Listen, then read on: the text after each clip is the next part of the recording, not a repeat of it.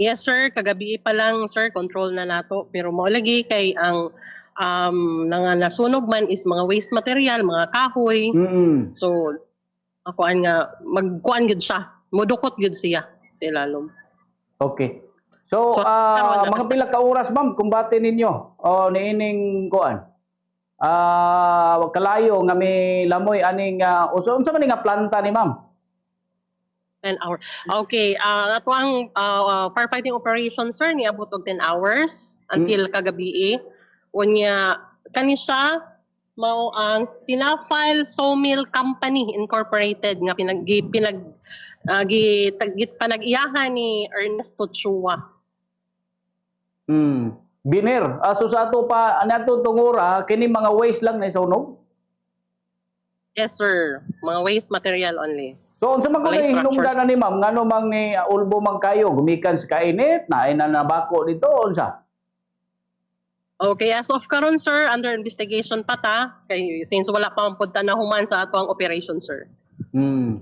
Pero inani nga mga operation ma'am unsa man compare ni mga residential nga masunog lisod ba ni kombate para sa inyo sa Bureau of Fire?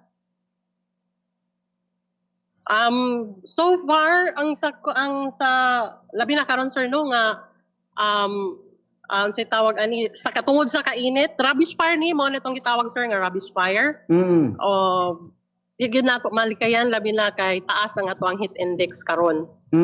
So naagyo yung mga utilities nga masunog, dili lang rubbish pati mga grass fire.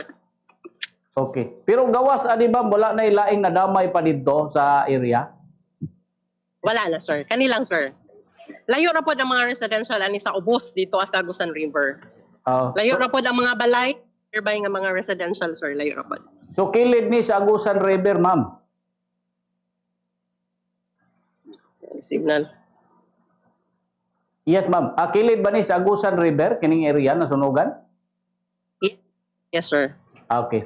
So karon mo ba ni ang pinakaunang higayon nga sunog kining mao nga planta? First time. Second, parang nasunugan na pod ni mga few years ago sir. So sa ato pa wa pa ni sila maleksyon, wa din ni sila firefighters diha or unsay mga protocol nga himuon na labi pa sa inyohang pag supervise po na nila? Okay. Actually naaman ni sila yung mga brigade sir pero actually taga-tuig man gud na sila siguro mag-change og mga employees. So ang uban nga mga members sa brigade nila dili na pod updated. So motong may dako gyud ang kayo. Mga unsang orasa ni ma'am nasunog gyud sugod? Mga alas 2 sir sa hapon. So grabe day na kanang oras. Grabe man ang kainit. Yes. Yes sir, masin karon gani nga alas 11 pa, perte lang inita. Oo. So mo ni unang higayon ma'am karong nga buwan nga nasinati na natong tumang kainit na naay sunog sa inyo area? Yes sir. Opo. Okay. So pero walay damage ani nga ma-consider nato kay dili man ni katong kuan gyud kanang sunog nga naka-apekto sa property. Yes. Yes po. Okay. So sa dugang siguro paimangno ma'am no kay init man karon I don't know sa inyong side dun sa inyong mga paimangno sa publiko karon go ahead. Okay. Kami sa Bureau of Fire Protection sir nagapahinumdum sa atong mga residente no. Labi na nga naa dinha nagapuyo duol sa mga dili man iyon nga sa syudad or sa mga duol sa mga bukid-bukid or habaron nga unta dili maghaling-haling no sa mga nilampas, mga sagbot, mga tinapok nga kahoy. Kay kini dali ra gyud mo kanap ang kalayo. Labi na karon Abril taas ang ato ang heat index. So naagi maski nagdili maghaling sir, naagi puruhan nga mo siga. So kung kita duol sa mga sapa or naatay mga unsay tawag ani? Mga balon kung pwede ato magbisbista no sa ato ang mga palibot para ma-moist tawag ani mabasa pod ang atong palibot. Unsa man ni ma'am kining gini nga ka area wa din ni sila kuan proper waste disposal diha or kining area lubuganan gini sila ilahang kuan waste. Oh. Dili man gyud ingon kaayo nga kuan. Actually layo ra man pud ni sa ilang mga building ang kaning ilang mga waste. So siguro tungod sa dili ra pud ingon kaayo nga dako ang ilang area. Grabe gyud kaaso. Mm. So nagtipunok or nagpundok na gyud ang ilang mga waste materials. Kining nga nahimutangan nimo ma'am mo pa man ang area nga aso pa. Oh, na ako sa atubangan namin sa atubangan sir nagtambay kauban ang mga kaubanan sa Talakugon, sa San Luis, Oh. sa La Paz og lahi-lahi may kuan area nga gikuanan. So kining mo nahimutangan ron ma'am napaka sa area? Yes sir. As of the moment, yes sir. Oh, bantog lang Kagahapon nga pa- grabe ka aso pa ka makita nato ang imong background aso pa jud kayo. Pero kini ma'am doon na ba puruhan nga mo sila ang pagyon?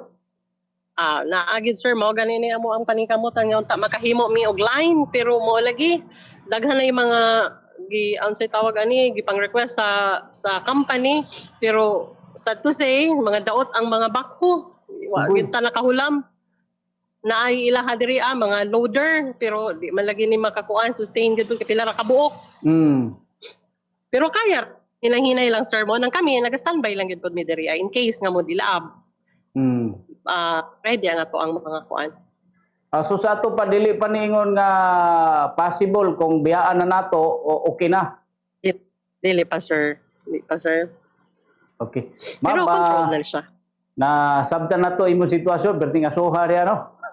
Sa area pero basig makakuan ka baka balhin kag laing area kay interview man ta. Anyway, thank you so much sa pahimangno lang siguro sa publiko karon. Go ahead ma'am. Okay. Ako nagapahimangno no sa ato ang mga residente, tanan residente lo mag-amping og likayan lang nato ang pagkuan kung kaniman kuan lang ni siya accident may tag aksidente or sa baron ni kalit maglikay pod kita nga kanang dili pod ta maghaling-haling labi na ning kaning sa mga residential areas or no Mm. kay mas tuod nato na lisod ta mag-apula kung naa pa sa residential area.